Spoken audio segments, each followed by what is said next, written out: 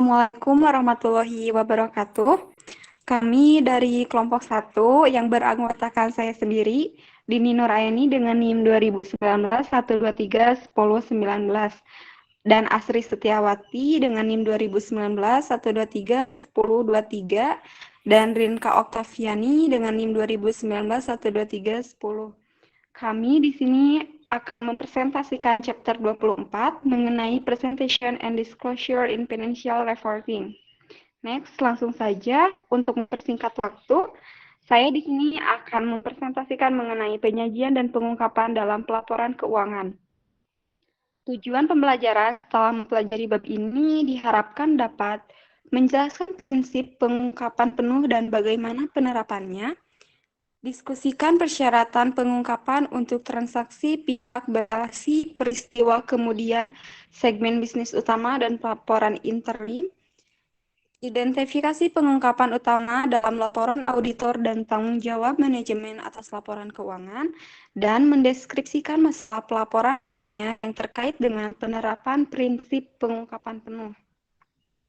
Next, untuk prinsip pengungkapan penuh, prinsip pengungkapan penuh menuntut laporan keuangan dari setiap fakta keuangan yang cukup signifikan untuk mempengaruhi penilaian pembaca yang terinformasi.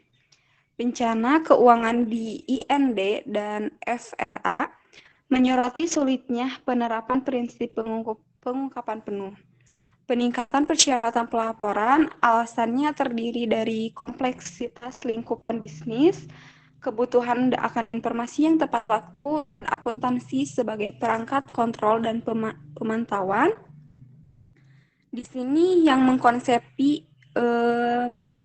konsep yang mendasarinya, ada survei menunjukkan bahwa untuk memenuhi perubahan kebutuhan pengguna pelaporan bisnis harus memberikan informasi yang lebih berwawasan ke depan, lebih fokus pada faktor-faktor yang menciptakan nilai jangka panjang, termasuk ukuran non-finansial, lebih menyelaraskan informasi yang dilaporkan secara eksternal dengan informasi yang dilaporkan secara internal. Next, pengungkapan diferensial. IASB telah mengembangkan IFRS untuk entitas kecil dan menengah atau UKM. UKM kurang kompleks dalam beberapa hal, diantaranya topik yang tidak relevan untuk UKM dihilangkan, memungkinkan lebih sedikit pilihan kebijakan akuntansi, banyak prinsip untuk mengakui dan mengukur aset, kewajiban, pendapatan, dan beban disederhanakan, secara signifikan lebih sedikit pengungkapan yang diperlukan, dan revisi IFRS untuk UKM akan dibatasi setiap 3 tahun sekali. Next. Catatan atas laporan keuangan. Catatannya adalah sarana untuk memperkuat atau menjelaskan item yang disajikan dalam tubuh utama pernyataan kebijakan akuntansi. Perusahaan harus menyajikan pernyataan yang mengidentifikasi kebijakan akuntansi yang diadopsi atau ringkasan kebijakan akuntansi penting. Selain itu, perusahaan harus mengidentifikasi pertimbangan yang dibuat dalam proses penerapan kebijakan akuntansi dan mengungkapkan informasi tentang asumsi yang dibuat. Next, untuk catatan umumnya terdapat inventaris, perumahan, tanaman, dan peralatan, klaim kreditur, klaim pemegang, saham kontingensi dan komitmen, nilai wajar, pajak tangguhan, pensiun dan sewa, dan perubahan prinsip akuntansi. Next, masalah pengungkapan. Pengungkapan transaksi atau peristiwa khusus, transaksi pihak terkait, sifat hubungan, jumlah transaksi dan saldo terutang, penyisihan piutang ragu-ragu, beban yang diakui selama periode sehubung dengan piutang tak tertagih atau piutang ragu-ragu dari pihak berelasi, dan kesalahan dan penipuan. Next, selanjutnya di sini ada peristiwa setelah periode pelaporan atau disebut acara selanjutnya. Nah, di sini sudah tertera terdapat ilustrasi dari periode waktu untuk acara selanjutnya. Peristiwa yang memberikan bukti tambahan tentang kondisi yang ada pada tanggal laporan posisi keuangan, peristiwa yang memberikan bukti tentang kondisi yang tidak ada pada tanggal laporan posisi keuangan. Next, selanjutnya ada contoh soalnya. Di sini exercise 24.2. Peristiwa selanjutnya, untuk setiap peristiwa, tunjukkan apakah perusahaan harus A. menyesuaikan laporan keuangan, B. mengungkapkan dalam catatan atas laporan keuangan, atau C. tidak menyesuaikan atau mengungkapkan. Untuk solusinya, solusi yang poin 1, penyelesaian kasus pajak dengan biaya yang jauh melebihi jumlah yang diharapkan pada akhir tahun. Maka solusinya adalah yang poin A, harus menyesuaikan laporan keuangan. Selanjutnya yang kasus 2, pengenalan lini produk baru. Maka jika terjadi hal itu, solusinya yang poin C, tidak menyesuaikan atau mengungkapkan. Yang nomor 3, hilangnya pabrik praktikan karena kebakaran. Maka solusinya yang poin B, mengungkapkan dalam catatan atas laporan keuangan. Jika penjualan sebagian besar aset perusahaan, maka poin B juga mengungkapkan dalam catatan atas laporan keuangan. Yang poin 5, pensiun presiden perusahaan. Solusinya yaitu yang poin C, tidak menyesuaikan atau mengungkapkan. Dan yang terakhir, penarikan sejumlah besar saham biasa. Maka solusinya poin B, mengungkapkan dalam catatan atas laporan keuangan.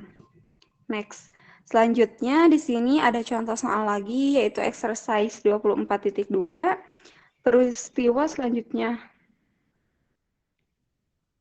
Untuk setiap peristiwa, tunjukkan apakah perusahaan harus poin A, menyesuaikan laporan keuangan, poin B, mengungkapkan dalam catatan atas laporan keuangan, atau poin C, tidak atau mengungkapkan. Yang ketujuh, lanjutan dari contoh saya tadi, kehilangan pelanggan yang signifikan. Maka solusinya poin C, tidak menyesuaikan atau mengungkapkan. Yang kedelapan, pemogokan karyawan yang berkepanjangan. Maka solusinya poin C, tidak menyesuaikan atau mengungkapkan. Yang kesembilan, kerugian material pada piutang akhir tahun karena kebangkrutan pelanggan. Maka solusinya poin A, penyesuaian laporan keuangan. Dan mempekerjakan presiden baru, solusinya poin C, tidak menyesuaikan atau mengungkapkan.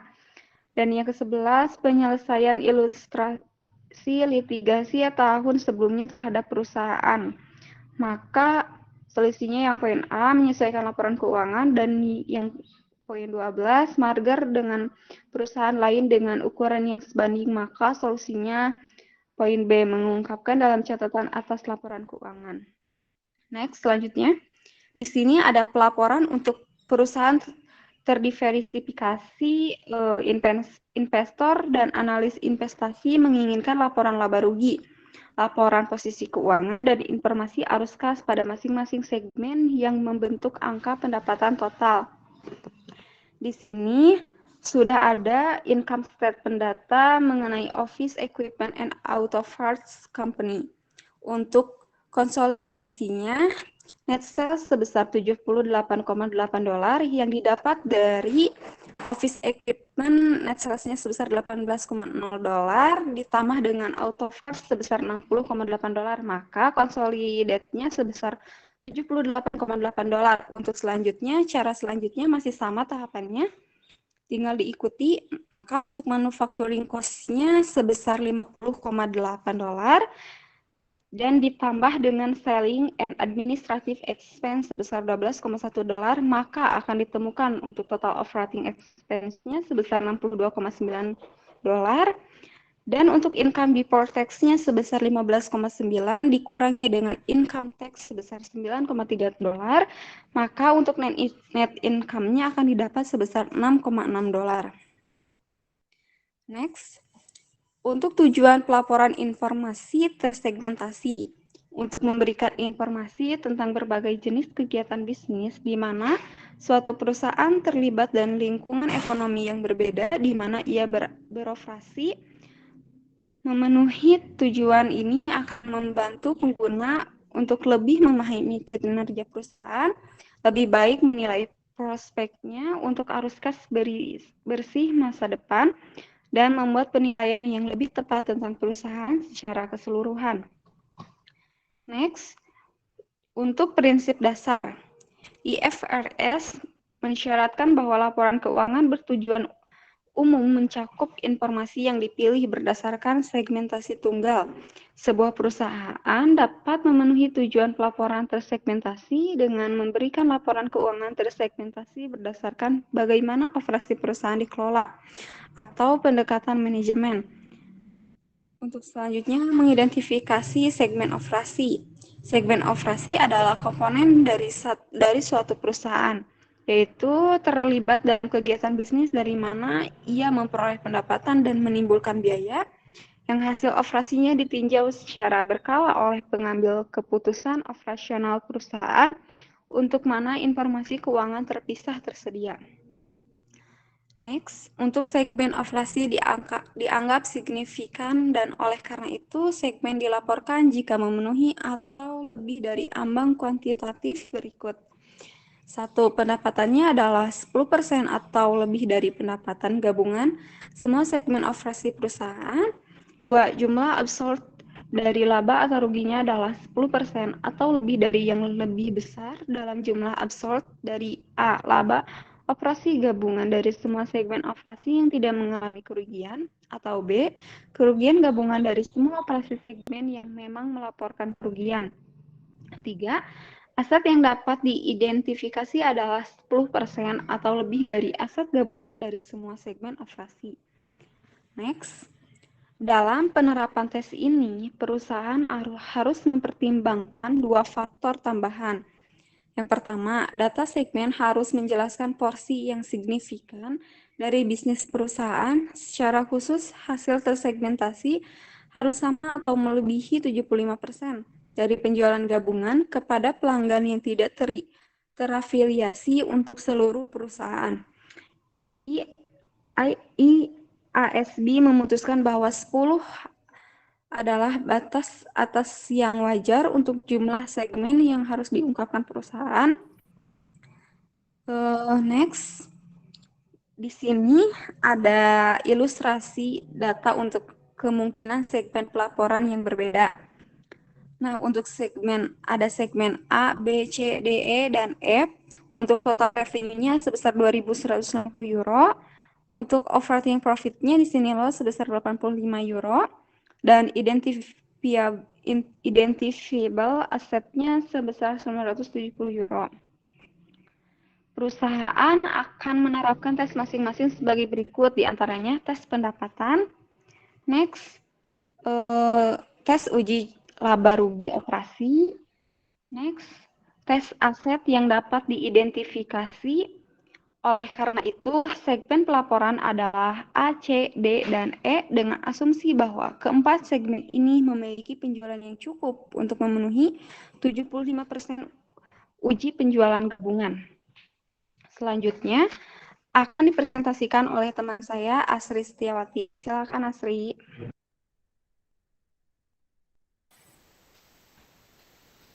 Terima kasih, Dini. Selanjutnya, Rin, next. Terkait dengan mengidentifikasi segmen operasi. Bisa dilihat dari presentasinya bahwa total revenue tadi sebesar 2.150 euro, operating profit-nya sebesar 85 euro, dan identifiable asset-nya sebesar 970 euro. 70% dari kombinasi tes penjualan, yaitu sebesar 1.612,5 euro didapat dari 75% dikali total dari revenue-nya, yaitu sebesar 2.150. Terus penjualan dari A, C, D, dan E totalnya itu sebesar 2.000, yaitu dari 100 ditambah 700 ditambah 300 ditambah 900. 70% dari tesnya itu. Next. Lalu kita membahas tentang masalah pengungkapan atau disclosure issue. Yang pertama, prinsip pengukuran. Prinsip akuntansi yang digunakan perusahaan Untuk pengungkapan segmen tidak harus sama dengan prinsip yang mereka digunakan untuk menyusun laporan konsolidasi. IASB tidak memerlukan alokasi biaya bersama, umum, atau seluruh perusahaan semata-mata untuk tujuan pelaporan eksternal. Biaya umum adalah biaya yang dikeluarkan untuk kepentingan lebih dari satu segmen dan yang sifatnya saling terkait, mencegah pembagian biaya yang benar-benar objektif di antara segmen. Next. Informasi tersegmentasi dilaporkan. IASB mengharuskan bahwa perusahaan melaporkan hal-hal berikut. Yang pertama, informasi umum tentang segmen operasi. Yang kedua, segmen laba rugi dan informasi terkait. Yang ketiga, segmentasikan aset dan kewajiban. Yang keempat, rekonsiliasi. Lalu yang kelima, informasi tentang produk dan layanan dan di wilayah geografis. Yang terakhir yaitu pelanggan utama.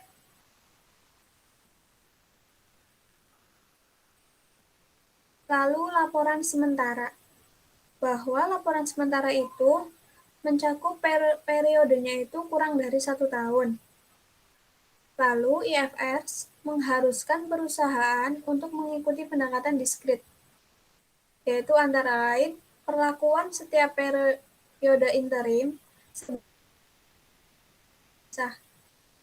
lalu ikuti prinsip penangguhan dan akrual yang digunakan untuk laporan tahunan, dan laporkan transaksi akuntansi saat terjadi dan pengakuan biaya tidak boleh berubah dengan periode waktu yang dicakup.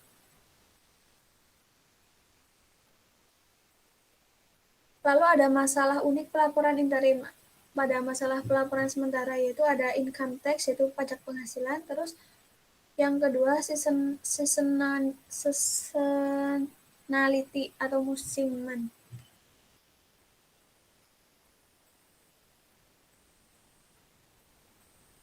Lalu ada laporan auditor dan manajemen. Itu di dalam auditor itu ada opini tidak dimodifikasi. Menyatakan bahwa auditor berpendapat bahwa laporan keuangan disajikan secara wajar sesuai dengan IFRS. Lalu ada pendapat lain. Yang pertama itu harus memenuhi syarat, yang kedua merugikan, yang ketiga penolakan. Ini contoh dari laporan dari auditor ya.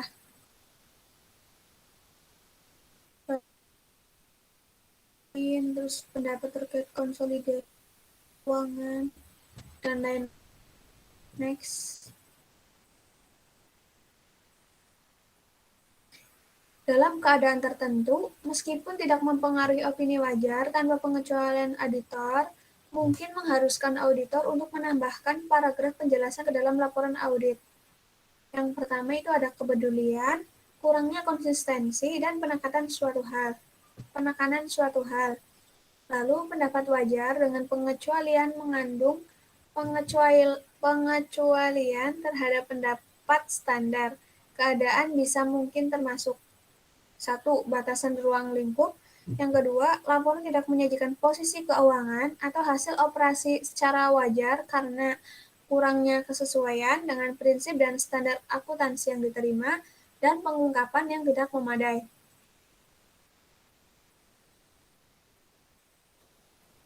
Lalu, ada opini tidak wajar, disyaratkan dalam setiap laporan di mana pengecualian penyajian wajar sangat material sehingga menurut pertimbangan auditor independen, opini wajar dengan pengecualian tidak dibenarkan. 1.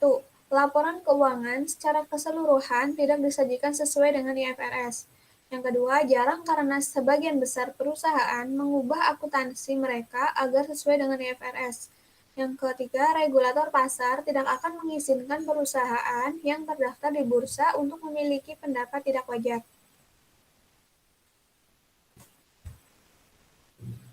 Lalu pernyataan tidak memberikan pendapat atau disclaimer of an opinion adalah tepat ketika auditor telah mengumpulkan begitu sedikit informasi atas laporan keuangan sehingga tidak ada pendapat yang dapat diungkapkan.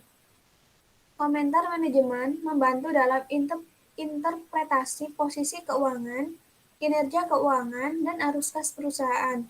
Laporan tersebut dapat mencakup tinjauan terhadap 1. Faktor dan pengaruh utama yang menentukan kinerja keuangan.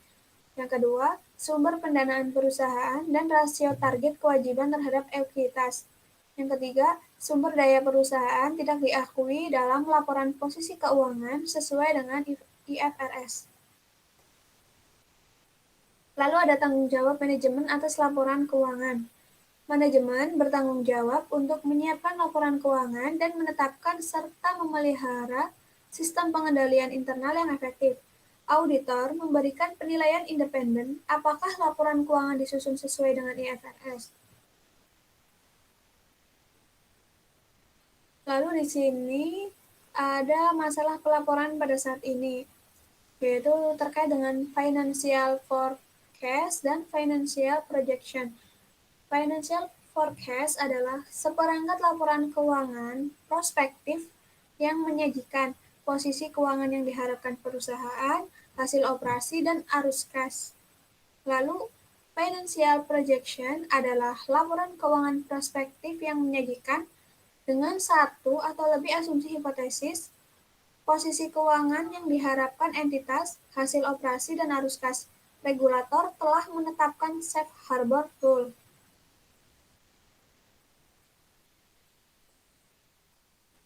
Lalu ada masalah terkait dengan Internet Financing Reporting. Sebagian besar situs web perusahaan berisi tautan ke laporan keuangan mereka dan pengungkapan lainnya. Beberapa hal menyatakan bahwa memungkinkan perusahaan untuk berkomunikasi lebih mudah dan cepat dengan pengguna. Lalu izinkan pengguna memanfaatkan alat seperti mesin telusur dan hyperlink. Lalu dapat membantu membuat laporan keuangan lebih relevan dengan memungkinkan perusahaan melaporkan data terpilah yang diperluas dan data yang lebih tepat waktu. Di sini manfaat dari internet untuk laporan keuangan ya. Lalu ada masalah terkait dengan penipuan laporan keuangan. Tindakan yang disengaja atau ceroboh, baik melalui tindakan atau kelalaian, yang menghasilkan laporan keuangan yang menyesatkan secara material. Penipuan yang melibatkan perusahaan terkenal seperti Parmalat atau ITA, Mahindra Satyam, dan Societe Generale, yang menunjukkan bahwa lebih banyak yang harus dilakukan untuk mengatasi masalah ini. Di sini ada data statistik bahwa terkait dengan masalah itu kecurangan dalam laporan keuangan. Next. Lalu ada penyebab kecurangan pelaporan keuangan. Penyebab umum adalah keinginan untuk mendapatkan harga saham yang lebih tinggi, untuk menghindari default pada perjanjian pinjaman, atau untuk membuat keuntungan pribadi dari beberapa jenis atau kompensasi tambahan atau promosi. Lalu, peluang umum untuk pelaporan keuangan yang curang. 1. Tidak adanya dewan direksi atau komite audit. Tidak adanya dewan direksi atau komite audit, lalu kontrol akuntansi internal yang lemah atau tidak ada. Lalu transaksi yang tidak biasa atau kompleks. Estimasi akuntansi membutuhkan pertimbangan yang signifikan. Dan yang terakhir, staf audit internal yang tidak efektif. Lalu ada basic dari financial statement analysis. Perspective on financial statement analysis. Pendekatan logis untuk analisis laporan keuangan diperlukan, yang terdiri dari langkah-langkah berikut. 1. Ketahui pertanyaan yang ingin Anda temukan, jawabannya. Yang kedua, ketahui pertanyaan-pertanyaan yang dapat dijawab oleh rasio dan perbandingan tertentu. Yang ketiga, cocokkan 1 dan 2 di atas. Dengan pencocokan seperti itu, analisis pernyataan akan memiliki arah dan tujuan yang logis. Lalu, analisis mencakup pemahaman bahwa laporan keuangan melaporkan masa lalu. Rasio tunggal dengan sendirinya tidak mungkin sangat berguna. Kesadaran akan keterbatasan angka akuntansi yang digunakan dalam analisis. Lengkapnya tentang teks sumber ini. Diperlukan teks sumber untuk mendapatkan informasi terjemahan tambahan. Selanjutnya akan dijelaskan oleh teman saya, Rinka.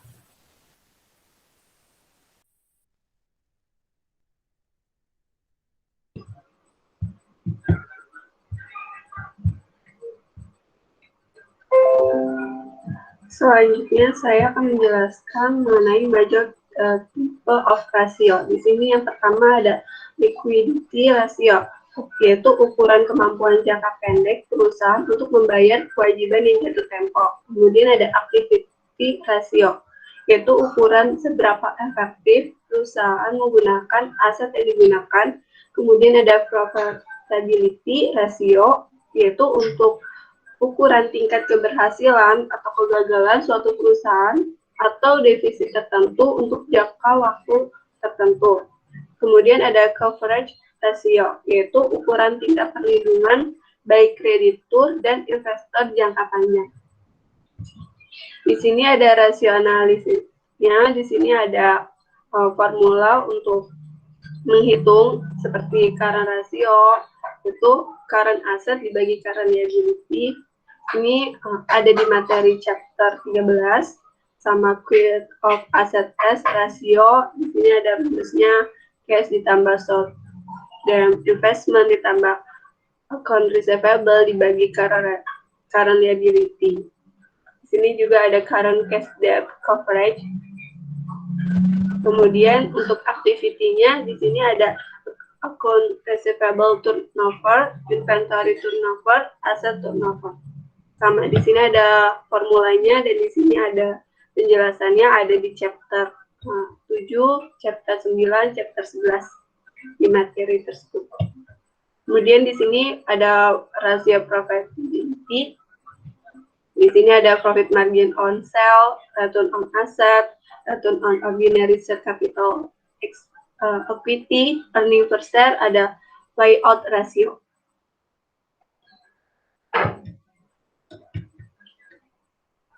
Kemudian mengenai keterbatasan analisis rasio, yaitu keterbatasan itu adanya berdasarkan biaya historis, penggunaan perkiraan, kemudian mencapai komparabilitas di antara perusahaan-perusahaan dalam industri tertentu. Kemudian ada sejumlah besar informasi penting tidak termasuk dalam laporan keuangan perusahaan. Di sini ada analisis perbandingannya, perbandingan dari tahun 2009 ada 1999 sampai dengan 2019. Ini melakukan perbandingan menggunakan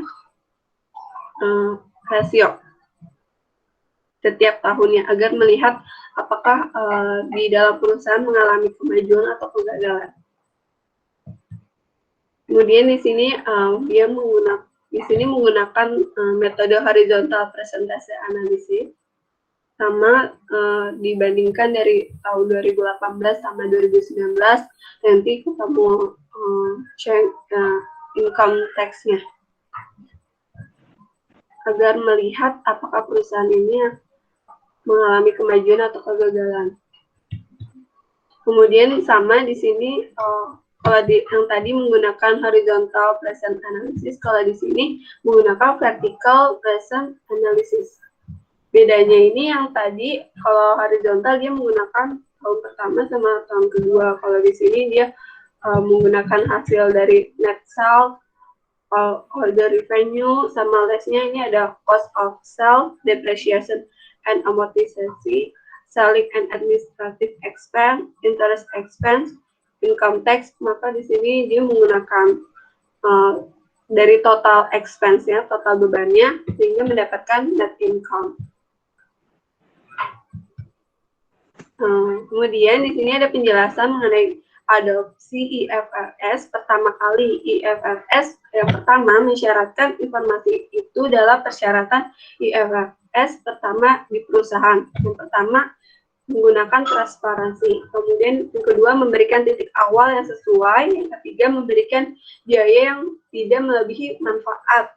Prinsip utama dalam mengkonversi dari GAAP nasional ke IFRS, proses konversi ini adalah penerapan retrospektif menu dari semua IFRS. Ini adalah awal penggunaan dengan kata IFRS, tata penggunaan IFRS. Kemudian di sini ada petunjuk di dalam penggunaan IFRS ini, yaitu bertujuannya ini adalah untuk menyajikan laporan keuangan seolah-olah perusahaan selalu melaporkan pada IFRS. Untuk mencapai tujuan ini, perusahaan ini harus melakukan yang pertama, mengidentifikasi waktu untuk penyataan IFRS pertamanya. Yang kedua, menyiapkan laporan posisi keuangan pembukaan pada tanggal transisi ke IFRS. Yang ketiga, pilih kebijakan akuntansi yang sesuai dengan IFRS dan terapkan kebijakan ini secara retrospektif. Yang keempat, pertimbangan apakah akan menerapkan pengecualian pada opsional dan menerapkan pengecualian wajib. Yang kelima, membuat pengungkapan yang luas untuk menjelaskan transisi ke IFRS. Di sini ada tanggal yang relevan, itu setelah perusahaan memutuskan untuk mengkonversi ke IFRS, perusahaan harus memutuskan tanggal berikut, tanggal transisi, dan tanggal pelaporannya. Di sini ada metode first time adoption timeline. Di sini ada penjelasannya. Dari date of transisi, beginning of first, sampai reporting date. Kemudian langkah implementasi dari laporan posisi keuangan IFRS pembuka. Itu proses melibatkan langkah-langkah seperti sertakan semua aset dan kewajiban yang disyaratkan IFRS. Yang kedua, kecualikan aset dan kewajiban apapun yang tidak diizinkan oleh IFRS. Yang ketiga, klasifikasi semua aset, kewajiban, dan ekuitas yang sesuai dengan panduan IFRS. Kemudian ada ukur semua aset dan kewajiban menurut IFRS. Semuanya ini menggunakan penataan dari IFRS. Di sini ada pengecualian dari pelakuan retrospektif, yaitu Dewan mengidentifikasi 3 area di mana perusahaan dilarang menerapkan retrospektif dalam adopsi IFRS. Pertama, perkiraan. Yang kedua, akuntansi yang dilindungi oleh nilai. Yang ketiga, ada kepentingan non-pengendalian. Di sini ada pengecualian dari perlakuan retrospektif. Perusahaan dapat memilih pengecualian dari aplikasi retrospektif untuk satu atau lebih dari beberapa bidang. Yang pertama, transaksi pembayaran berbasis saham. Yang kedua, nilai wajar atau revolusi sebagai biaya perolehan. Yang ketiga, sewa. Yang keempat, imbalan kerja. Yang kelima, instrumen keuangan majemuk. Kemudian ada pengukuran nilai wajar aset keuangan atau liabilitas keuangan pada saat pengakuan awal. Kemudian ada kewajiban penghentian termasuk dalam biaya aset tetap dan biaya pinjaman. Sedangkan untuk presentasi dan pengungkapan laporan keuangan IFRS, pertama, entitas harus mencukupkan yang pertama 3 laporan posisi keuangan, 2 laporan laba rugi komprehensif, 2 laporan laba rugi terpisah, 2 laporan arus kas, 2 laporan perubahan ekuitas dan catatan terkait termasuk informasi komparatif. Dalam presentasi dan pengungkapan laporan keuangan IFRS, pertama perusahaan harus mencakup rekonsiliasi, yaitu ekuitasnya dilaporkan sesuai dengan GAAP sebelumnya ke ekuitas sesuai dengan IFRS pada tanggal transaksinya. Kemudian total pendapatan komprehensifnya sesuai dengan IFRS menjadi total pendapatan komprehensif sesuai dengan GAAP sebelumnya untuk periode yang sama.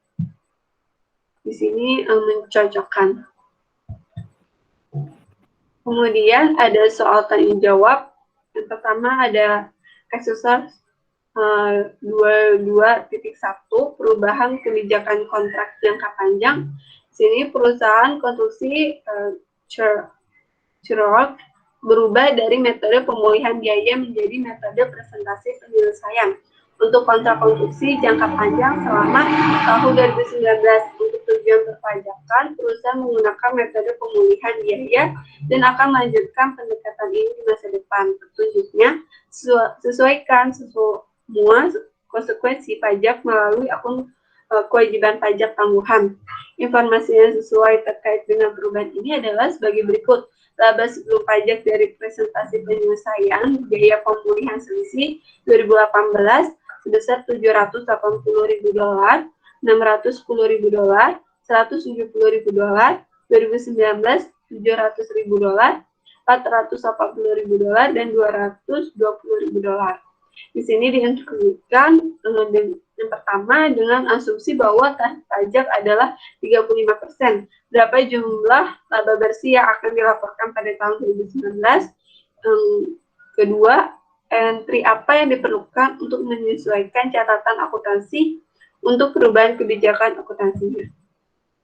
Di sini ada jawabannya untuk yang A, yaitu the net income to be reported in 2019 using the retrospective approach will be accounted as always. Yang pertama, dia mencatat income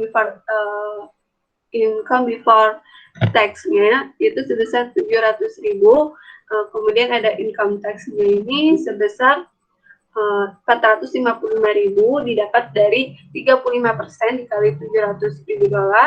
Kemudian di sini menghasilkan $245.000 yaitu net income-nya. Untuk soal untuk instruksi yang kedua yang B ini yaitu construction in process. Di sini tercatat konstruksi in process ini sebesar 190.000, kemudian different tax liability sebesar 66.500 didapat dari 190.000 dikali 35%. 35%-nya ada di soal tarif pajaknya, yaitu kemudian di sini menghasilkan return net earning sebesar $123.500. Selanjutnya, soal kedua akan dibacakan oleh Kak Asri. Selanjutnya yaitu terkait dengan soal perubahan estimasi, yaitu terkait dengan penyusutan. Soalnya Frederick Industri berubah dari metode saldo menurun ganda menjadi metode garis lurus pada tahun 2019 pada semua aset pabriknya. Tidak ada perubahan nilai residu atau masa manfaat aset. Aset pabrik diakuisisi pada 2 Januari 2016, memiliki biaya awal €2.400.000 dengan nilai sisa €100.000 dan estimasi masa manfaat 8 tahun. Pendapatan sebelum beban penyusutan adalah €370.000 pada tahun 2018 dan €300.000 pada tahun 2019. Instruksinya bahwa yang A membuat ayat jurnal untuk mencerminkan perubahan metode penyusutan pada tahun 2019. Yang B dimulai dengan pendapatan sebelum beban penyusutan. Siapkan bagian yang tersisa dari laporan laba rugi untuk tahun 2018 dan 2019. Untuk jawaban dari A, compilation of depreciation for 2018 itu cost buildingnya sebesar 800, lalu dikurangi dengan depreciation 2015, 2016, 2017, sehingga book value Januari 2019 besar 651.605. Lalu depreciation expense-nya itu dapat hasilnya itu 16.711, sehingga jurnalnya itu depreciation expense pada accumulated depreciation buildings sebesar masing-masing 16.711. Next, yang B, computation of 2019 depreciation expense of the equipment. Cost of equipment-nya itu sebesar 100.000 dikurangi dengan akumulasi depreciation-nya tadi 30.000, sehingga book value 1 Januari 2019 sebesar 70.000 dan depreciation expense-nya sebesar 13.000. Next. Demikian presentasi dari kelompok kami. Mohon maaf apabila ada kesalahan. Terima kasih. Wassalamualaikum warahmatullahi wabarakatuh. Terima kasih.